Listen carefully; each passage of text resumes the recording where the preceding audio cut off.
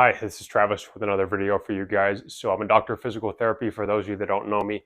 I've already covered the topic that I'm going to discuss in the video today, but I wanted to use a little bit of a different format, almost a little more like a podcast style, where I'm going to give some demonstrations, but I'm not necessarily going to talk about exercise as much per se, which is a little unique for Exercise Lab. But posture gets a lot of attention. A lot of people think they have poor posture. A lot of people think that, maybe posture doesn't matter that much. And the literature, kind of has its opinion on posture as far as, what its stance is. So I want to be talking a little bit about how to demystify some of the confusion around posture, why I think that maybe it can matter a little bit more than what the literature shows, but I'm also going to be talking about how to clarify what exactly it is when we're talking about, good versus bad posture. And then I'll be talking about probably the biggest contributor that's working against you from a posture standpoint. In other words, what you can do about it to make it better. So this isn't necessarily going to be some sort of a panacea video where I'm going to give you some, magic exercise that's going to get posture better, because the point is I don't actually think there is a magic exercise to getting posture better. Now, I did post a video, which you're more than welcome to go back and check out, that shows some exercises that can definitely facilitate having good posture. But ultimately, there's something else at play that I think will give you more bang for your buck. So again, a little more of a discussion style for this, but I want to show you guys what it is on the model, and then I'll be giving you my 2 cents kind of as the video goes on. So if you're interested in learning a little bit more about posture, go ahead and stay tuned, and we'll get started. All right, so the first thing I'll come out and say about posture is that we can't even agree on exactly what it is. So when they've done surveys on physical therapists and physiotherapists, as they're often called overseas, there's no real consensus on a definition. So right out of the gate, we have a big knock on showing that good posture, so to speak, is going to be helpful, right? Because if we can't even agree on what it is, and I'm trying to show that, good posture is helpful for, low back pain or neck pain, that's going to muddy the waters quite a bit, right? And so I would say that that's probably one of the reasons why we don't necessarily think that posture is the most helpful intervention when it comes to reducing something like pain, okay? And pain's a whole other can of worms that I'll talk about at some other point in the future. But for now, what I'm going to say is I do think posture is going to be an important consideration for a large segment of the population, okay? Kind of like how we all know that there are smokers that are out there that chain smoke in their 80s and they never have any issues with their lungs, right? Arguably they're having issues in other departments, but, for the most part, you look at them and you're like, this person didn't really have a big problem because they smoked. I'm going to say that that's probably the same case with posture. There are some people who can get away with crappy posture and, they've had it their whole life. They haven't necessarily had a lot of, pain dysfunction as a result. And it's like, well, great for that guy, but unfortunately, I don't think the majority are going to fall into that bucket, okay? And I think that specifically is probably going to be very true when it comes to the cervical spine, okay? So we know, for instance, when you're looking at the, the transitions between where lordosis and kyphosis happens, so L5S1, right, where the sacrum pretty much meets our lumbar spine, T1 and C7, C6, C7. So those are the levels that basically are most subjected to intervention because they are notorious for basically degenerating. And so if you have a forward head posture, beyond what we consider to be good posture, which I'll talk about in a minute, we know that's equivalent of having a larger head, a heavier head, okay, and significantly so. And so we can definitely agree in basically the osteoarthritis community, right, that osteoarthritis is partly related to wear and tear, right? So I've had many patients who've seen orthopedists for various reasons, hip replacements, knee replacement, the whole gamut. And so often orthopedists will say, well, you're just kind of getting old. There's some genetic factors at play, but it's basically wear and tear. You're a pretty active person when you're younger, and there you go. That's kind of the rent we pay for being alive. And I think that's fine, and I don't think that's necessarily incorrect. But if we can agree that repetitive stress, I'll just basically define that briefly to mean stress that accumulates over time. So it's not acute, like if I were to just take a funny step right now and roll my ankle, there's going to be some pain and swelling that's going to follow, right? And it's going to hurt for a little while, and then it's going to get better, assuming I didn't majorly, tear something. And that's kind of more straightforward, acute pain. But then there's also repetitive stress pain, which is pain that's kind of slowly accumulates over a period of years and sometimes even decades. And so you're not necessarily going to know that you're hurting your ankle. But if I'm in a strange environment where I'm always walking at a slant and an angle, and I'm always putting, kind of a strange stress on one of my ankles, and then 15 years later, I've got some ankle pain, sometimes that's because, I was doing something that basically just slowly overloaded it. And so we know repetitive stress injuries correlate with osteoarthritis, to a degree. All right, it's no secret that somebody that, is an avid marathon runner is probably putting themselves at a little bit higher risk of early osteoarthritis in some of their weight-bearing joints. Again, not everyone's going to fall in that category, but many people will. Then I think we can make a case for why good posture is going to be helpful, right? And again, I say good in air quotes. And I'll talk about what good posture is in a minute. But basically, if somebody is doing something on a repetitive basis that's going to put additional stress and strain on certain joints, then I think we can say that by reducing that stress and strain over a period of time, we're probably advantaging that person. Okay, now it doesn't necessarily mean we're preventing that person from running into problems, but I think we may be minimizing the likelihood of them developing some of those problems. Okay, or even just minimizing the extent of those problems to where maybe they don't have to do something so invasive about it, or maybe it gives conservative management a better chance to help them than somebody who's really advanced, arthritis and things of that nature. So I think that's kind of where good posture can be helpful. We're not necessarily going to probably see it as much like in a knee meniscus case, right? So I think a knee meniscus case, whether you have good posture or not, probably not going to make a huge difference, maybe a little bit.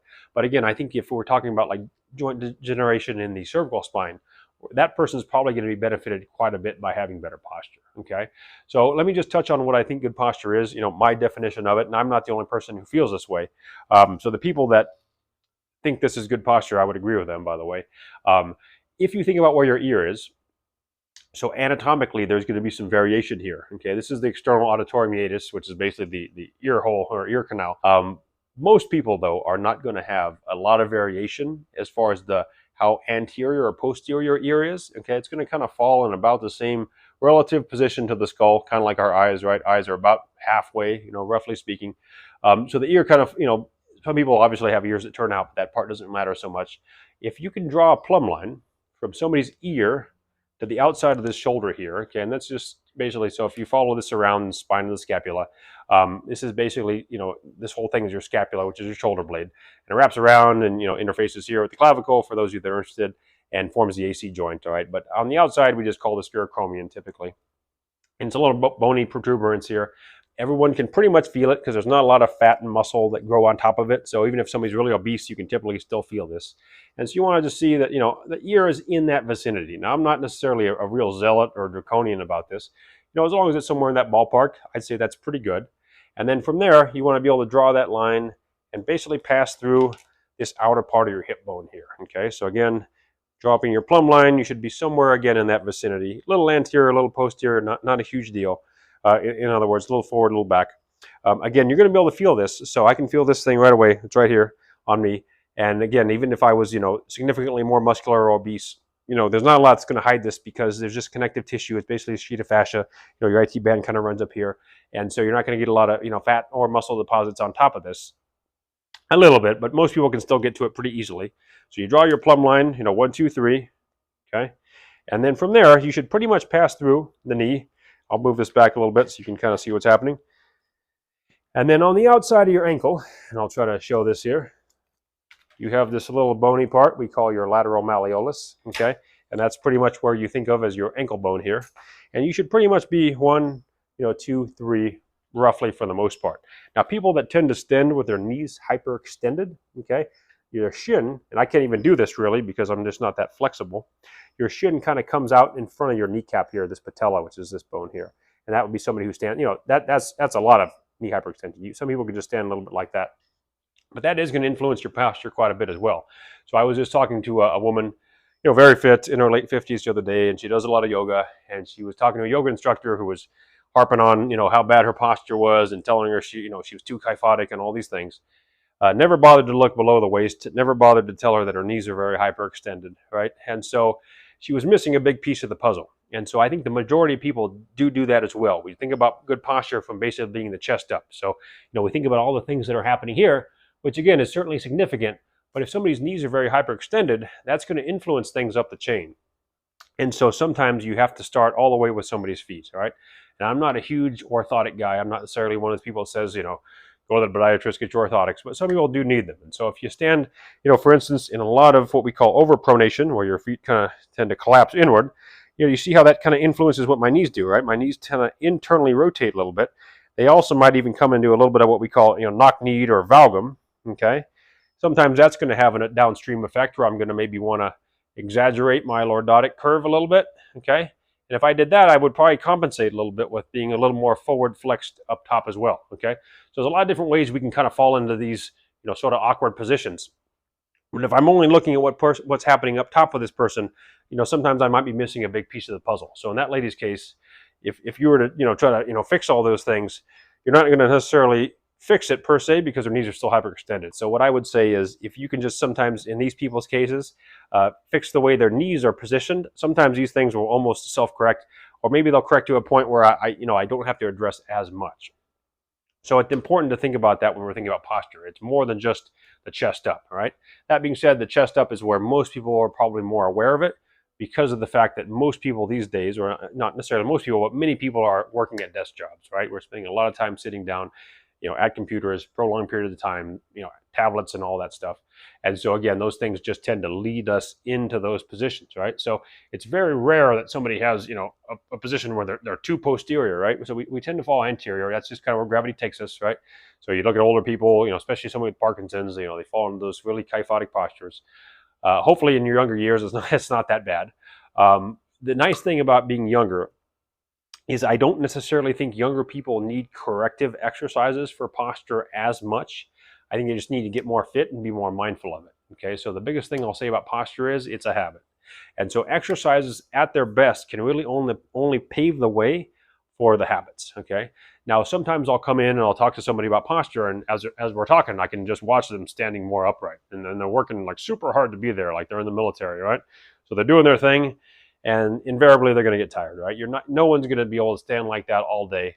And even if you could, you probably wouldn't want to, because that's just extra joint compression, and you're just going to fatigue yourself out, right? And plus you're going to look strange because you're just going to be very kind of rigid and wooden when you're walking. So what I'd like to tell people is be upright, but also be relaxed, right? You shouldn't feel like you're working super hard to be there, okay? And even if your posture isn't ideal, so if I take somebody who's kind of here, okay, even if I can just bring that person a little bit more upright to here, as a starter, that can be pretty good. And then eventually in time, we can try to get into a more ideal position. But people, they talk to me sometimes, are like, your posture is pretty good, and they'll comment on that a lot. And one of the things I'll say to them is I don't even think about it much. So I've basically ingrained it in me. I've made it a habit. And I'm not working super hard to be there, right? So it's not like I'm just thinking about this all the time because I'm a physical therapist. I've basically just made it so that it's in the background, okay? And that's really what you want to do when it comes to good posture, because even if you're picking out, a couple times throughout the day where you're mindful of it, I mean, that's great. That's probably better than zero for sure. But it's still a ratio problem, right? And so if you're spending 70% of your day in sort of crappy positions, and then you're spending only 30% of your day in better positions, it's hard for 70 to compete with 30, right? And so I just think that in those scenarios, you just got to figure out a way to spend the majority of your time in a more upright position, okay, if you can. So sometimes you get a younger person, and they're more kyphotic, but then you ask them to be more upright, and they can, and they're working to be there, but not super hard. So that's a person where I might say, okay, let's try maybe a couple exercises, make that a little bit easier for you, but we got to really get you thinking about it, okay? And there's obviously a psychological literature, kind of like smoking cessation, on how to create habits. What I would say with the posture one, sort of a simple one, you don't necessarily have to delve into this too deeply. I mean, you certainly can. It's just frequency, just repetition, right? That's an easy one. So, people I've known, a younger girl who just put up a bunch of Post-it notes all over the place in different rooms in her house or wherever she was going to be. So everywhere she went, she kind of just said, saw some Post-it that basically said posture or lights up or whatever it was. And, it just was an ongoing thing. And then eventually, it becomes kind of that habit piece where, okay, you see that and you're like, hey, actually, I caught myself, but I'm actually doing pretty well. So that's one way to do it. You can set timers. I have people who've set timers on their phone, little reminders, 10, 15 minutes. That can get annoying though. So, if you want to do that, more in power to you. I've known a handful of people who've gotten those little upright things. You put that on your back, and I'm not endorsing one of those. People get excited about that in the beginning, I think, and they're like gung-ho, yeah, let's put that thing on. And then invariably, something happens and you stop using it. So I think that, again, if that speaks to you and you wanted to try something like that, you certainly could. People ask me, should I get a strap to hold my shoulders back? Not really. I'm not necessarily what I call a brace guy, as I've talked about in my other videos. Maybe in some cases you can use one of those. But the problem is once you start supporting things, you're kind of creating an environment where you're taking away the body's ability to do those things. And so ideally, if I can get somebody's muscles to support them in that position, that's where I'll go first. And if that doesn't work, then maybe I'll talk about, getting into some brace situations. But on a pretty rare and limited basis do I go there. So really what I would say with all this stuff is if you can figure out a way to just remind yourself on a frequent basis, make it a habit, that's where you're going to get the most bang for your buck. Some people, and again, if I were to take somebody off the street who was like a pretty, older, very, kyphotic guy who's very stiff, that person, I might need to do a lot of exercises to really get them upright, right? Because I'm got to work against, years of stiffness and bad habits. If I catch somebody young, though, that may not necessarily be the case. So again, it's a case-by-case basis.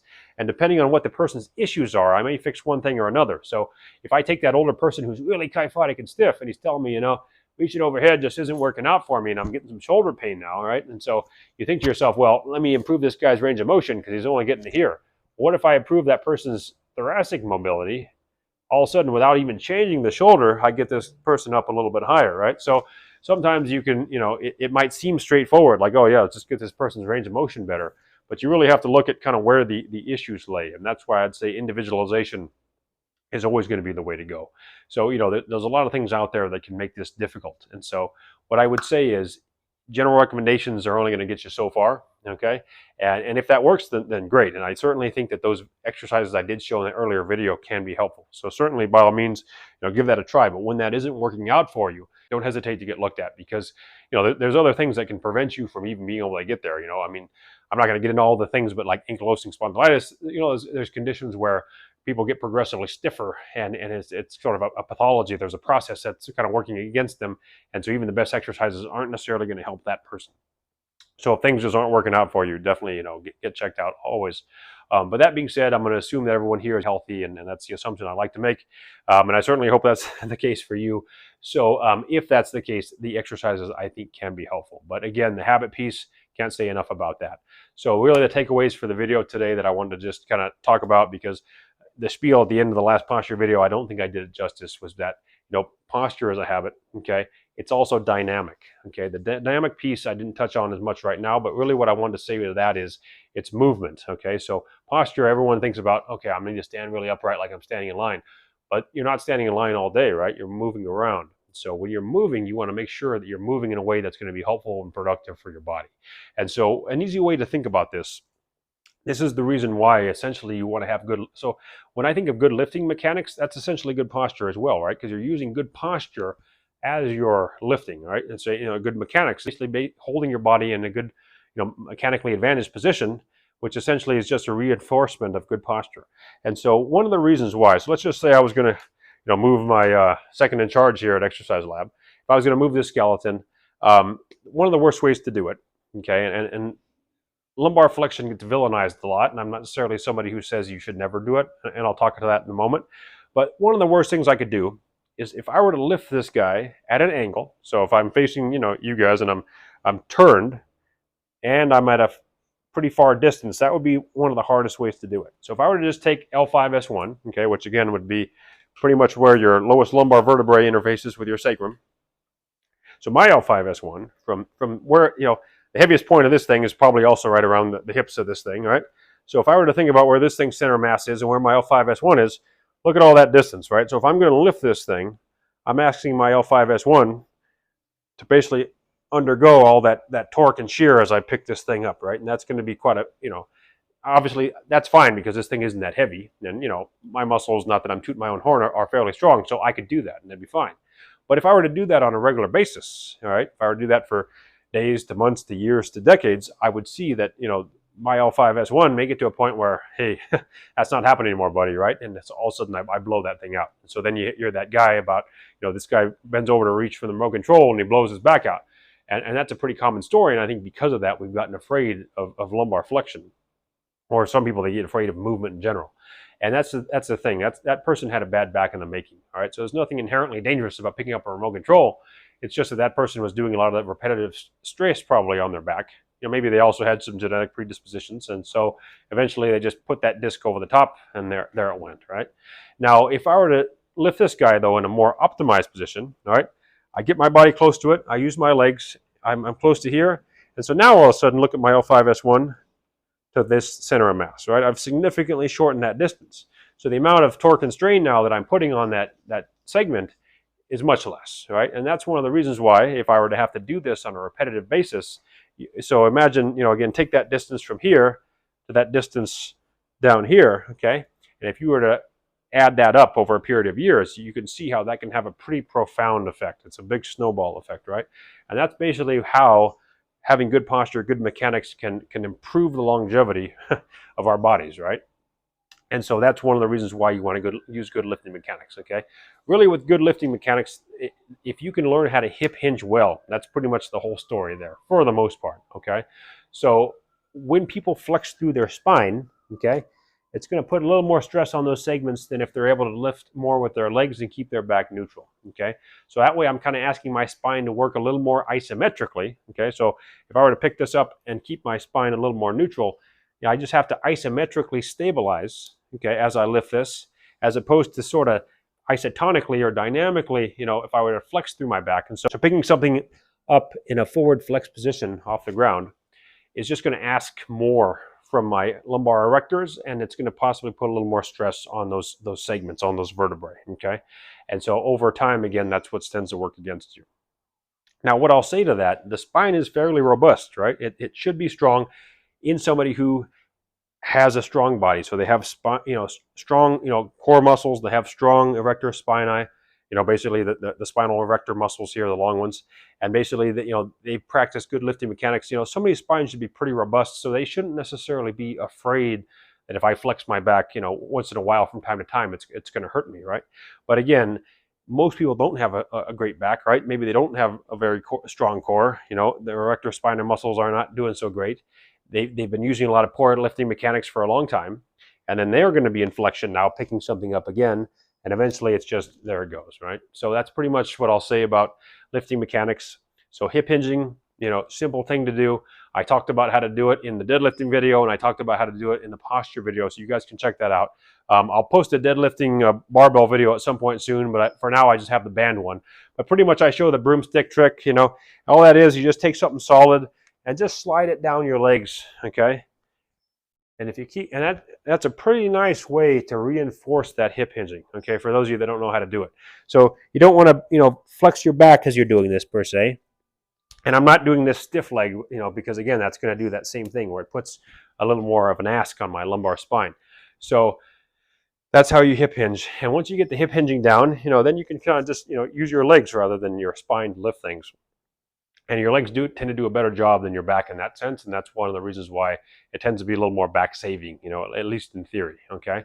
So that's pretty much what I'll say about hip hinging. The dynamic piece, the other piece again being the habit piece, and then I think the last thing I wanted to just say was the plumb line piece is kind of what we consider to be good posture. Now, many people, again, if they're in the ballpark, that's fine. I don't necessarily try to, go around fixing people's posture if it's a little bit off. And again, it depends on the goals of the person, right? So if this is a person who really wants to optimize everything, and they're like, hey, what do you think about posture? Okay, sure, we can, tease out some little subtle things that I can say we can try to, correct, so to speak. But if this person's just, they just want to be a little more active, play with their kids, they don't necessarily want to be optimal, but they want to be good enough to where, they feel good, look good, play good, all that stuff. If this person's head was a little more, forward, I'm not necessarily going to make a big deal about that always. Sometimes what I'll do is I'll just try to get somebody on a general strengthening program that I think can kind of indirectly address some of those issues and try to kind of correct it more that way than specifically, keying in and latching on to all these different, rehab type of exercises, because those can get overwhelming. They get long. People stop doing them after a while if it feels too overwhelming or it just doesn't feel that meaningful. So I think, as it is, people are busy. So less is more sometimes. If I can just give somebody, a good strength training program that addresses and kind of reinforces good posture, that's often where I'll try to go.